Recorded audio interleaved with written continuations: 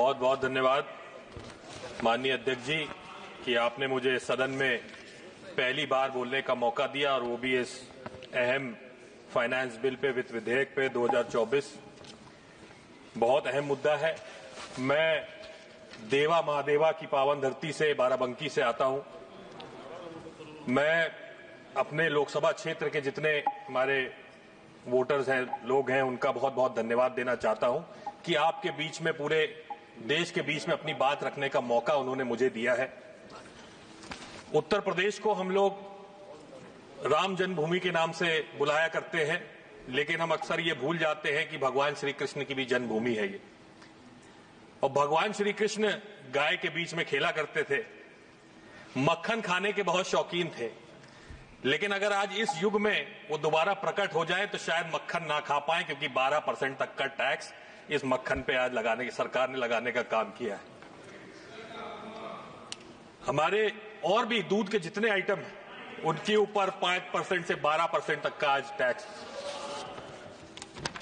आम आदमी अपने बच्चे को दूध पिलाना चाहता है, पनीर खिलाना चाहता है, अच्छे से अच्छा खाना खिलाना चाहता है, लेकिन उसके ऊपर जिस तरह से सरकार ने टैक्स लगाने का काम किया है वो बहुत ही निंदनीय है। नई टैक्स रेजिम लेकर के आए आप, साथ साथ पुरानी टैक्स रेजिम भी चल रही है। बड़ा कंफ्यूजन है इसमें कि पुरानी में जाए कि नई में जाए। उसमें अलग कंफ्यूजन है कि आप एक बार बदल लीजिए, उसके बाद वापस आ जाइए, उसके बाद दोबारा आप उसमें चले जाइए, उसके बाद क्या करेंगे, उसके बाद रोक लगी है, नहीं रोक लगी है। बड़ा कंफ्यूजिंग सा है ये। अगर टैक्स रेजिम रखनी है आपको तो कंफ्यूजन हटा के एक ही रखे। ये नई टैक्स रेजिम जो है, इसमें आपने जो सेविंग्स है उसको इंसेंटिवाइज करने का काम नहीं किया, उसको बिल्कुल आम आदमी के भरोसे छोड़ दिया है कि आपको जो सेव करना है वो आपकी जिम्मेदारी है, हमारी जिम्मेदारी नहीं। पुरानी टैक्स रेजिम में इसके इंसेंटिव्स दिए जाते थे, देश में बचत दर बढ़ रही थी, बचत हो रही थी, लेकिन क्या सरकार ने सोचा है कि अगर जो आम आदमी है, मिडिल क्लास है, वो बचत करना कम कर देगा तो उससे हमारे देश पे क्या असर पड़ेगा। हमारी जो डोमेस्टिक सेविंग्स है, डोमेस्टिक सेविंग्स की बात मैं अगर करूं तो हमारे प्राइवेट लोगों की भी और सरकार की भी जो वित्तीय आवश्यकता है उन सब को ये पूरा करता है। और सरकार का जो ऋण है वो 95% से ज्यादा भारतीय मुद्रा में है। और अगर ये सेविंग्स कम होती चली गई, अगर कम हो गई, तो फिर इससे हमारी अर्थव्यवस्था पे क्या असर पड़ेगा, क्या सरकार ने इसके बारे में सोचा। हमारे जो टैक्स स्लैब हमने दिया गया है, इस बार दिया है, बहुत ही मामूली राहत मिडिल क्लास को दी।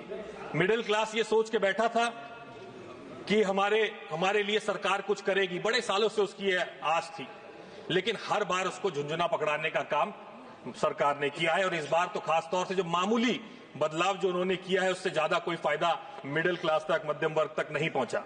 लेकिन इसके साथ साथ जो हमारे मजदूर हैं, दिहाड़ी मजदूर हैं, जो शायद टैक्स ब्रैकेट में भी नहीं आते, पिछले 6 सालों में उनकी आमदनी जो फ्लैट हो चुकी है, उसमें कोई बढ़ावा नहीं हुआ है, उसके बारे में हमारे माननीय वित्त मंत्री जी ने कोई बात ही नहीं की।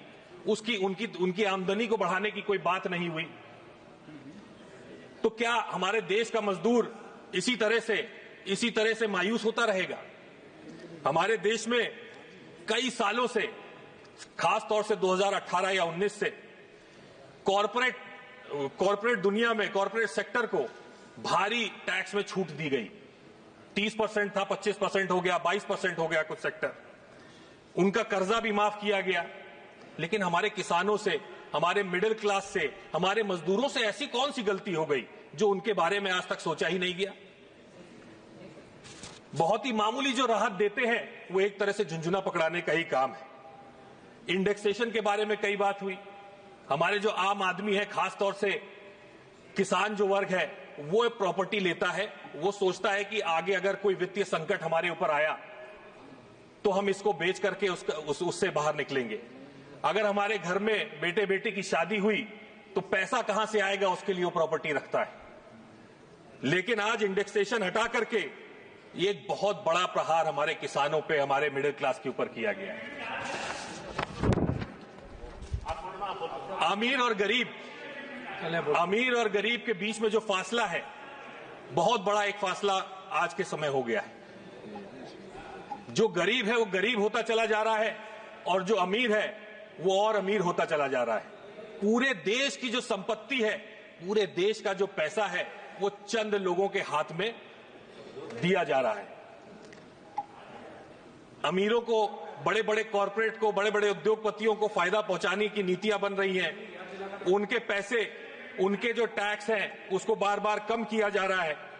लेकिन गौर फरमाने की यह बात है कि किसान से किस तरह की वसूली आज हो रही है। किसान के जो खेती बाड़ी के उपकरण हैं, ट्रैक्टर है, उसके पुर्जे हैं, फर्टिलाइजर है, इन सब के ऊपर भारी जीएसटी आज लगा हुआ है, भारी टैक्स लगा हुआ है। लेकिन सरकार की तरफ से एमएसपी की कोई गारंटी नहीं। वसूली कर रहे हैं लेकिन देना चाह नहीं रहे। फर्टिलाइजर के ऊपर मैं, खाद के ऊपर मैं अगर बात करूं तो देखा जाए तो 5% जीएसटी है केवल। लेकिन उसके रॉ मटेरियल्स की तरफ किसी ने देखा? सल्फ्यूरिक एसिड और अमोनिया जैसे रॉ मटेरियल्स के ऊपर 18% तक का जीएसटी लगा है। Standing committee on chemicals and fertiliser ने रेकमेंड किया कि ये जीएसटी हटना चाहिए।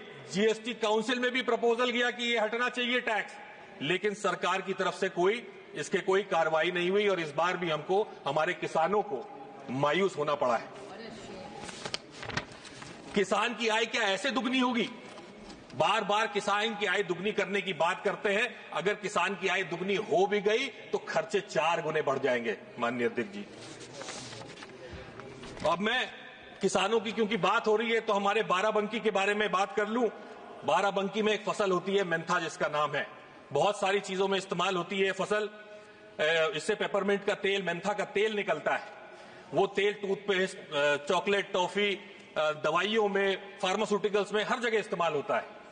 लेकिन जो हमारा किसान जून जुलाई की कड़कती गर्मी में इस फसल को पैदा करता है, उसके ऊपर 12% जीएसटी इसकी फसल पे लगाते हैं। आज जीएसटी लगाते हैं सर। ये टैक्स लगाने से हमारे जितने किसान हैं उनको उनकी फसल का सही मूल्य नहीं मिल पा रहा है। सिंथेटिक मेंथा जो विदेश से आता है, खासतौर से चीन से आता है, उस पे भी 12% जीएसटी है। हमारे किसानों के ऊपर भी 12% जीएसटी। इसके बारे में कई बार अवगत कराया गया बहुत सारे माध्यमों से, लेकिन इस पे कोई कार्रवाई नहीं हुई। हमारे जो बुनकर भाई हैं, बुनकर भाइयों के सूत के ऊपर टैक्स लगा हुआ है, हमारे उनके धागे के ऊपर टैक्स लगा हुआ है, और हैंडलूम के ऊपर पहली बार इस सरकार ने टैक्स लगाने का काम किया था। तो ये बहुत गंभीर विषय है। मैन्युफैक्चरिंग की अगर आप बात करें, बहुत बड़े वादे किए थे। 1 मिनट लूंगा सर बस। मैन्युफैक्चरिंग की अगर बात करें तो बहुत बड़े बड़े वादे किए थे, लेकिन हकीकत आज ये है कि चाइना से पुर्जे उठा करके यहां लाए जाते हैं और मैन्युफैक्चरिंग के नाम पर उनको जोड़ करके, असेंबल करके, और यहां पे मेक इन इंडिया का उसके ऊपर ठप्पा लगा करके बेचा जा रहा है। ये हमारे देश में आज असेंबली हो रही है सर मैन्युफैक्चरिंग के नाम पर। अब आप बात करें तो हमारे देश में जितने जो उद्योग लगाना चाहते हैं, जो छोटे उद्योग का काम करना चाहते हैं, उन सब का क्या होगा? वो सिर्फ असेंबल करते रह जाएंगे क्या? ई कॉमर्स के बारे में मैंने देखा अभी इस आपके विधेयक में जो है इक्वलाइजेशन लेवी जो लगी थी 2% की, वो हटा दी गई। यानी कि जो नॉन रेजिडेंट यहां पे हमारे ई कॉमर्स के कंपनी खोलना चाहते हैं, नॉन रेजिडेंट, उनके ऊपर अब लेवी नहीं लगेगी। हमारे डोमेस्टिक जो ई कॉमर्स करने वाले हैं उनको कोई फायदा नहीं मिलने वाला है। तो इस तरह की बहुत सारी चीजें हैं। एक्साइज ड्यूटी की बात करूं, पेट्रोल डीजल पे, उसके बारे में कई लोगों ने चर्चा करी है। मुख्य रूप से मेरा आपसे यही निवेदन है कि इस बार जो बिल आया है उसमें कोई ऐसी नई बात नहीं दिखी पुराने वर्षों से। कोई आम आदमी के बारे में, किसानों के बारे में, मजदूरों के बारे में बिल्कुल नहीं सोचा गया है। केवल बड़े बड़े जो इनके उद्योगपति दोस्त हैं उन्हीं को फायदा पहुंचाने के लिए ये फाइनेंस बिल आया है। जो हमारी उम्मीदें इतनी सारी थी हमारे मजदूरों को, हमारे भाइयों को, हमारे किसानों को, क्योंकि उम्मीदें बहुत बड़ी थी इसलिए निराशा भी बहुत बड़ी हुई है। माननीय अध्यक्ष जी, आपका बहुत बहुत धन्यवाद देना चाहता हूं कि आपने मुझे आज यहां बोलने का मौका दिया। जय हिंद।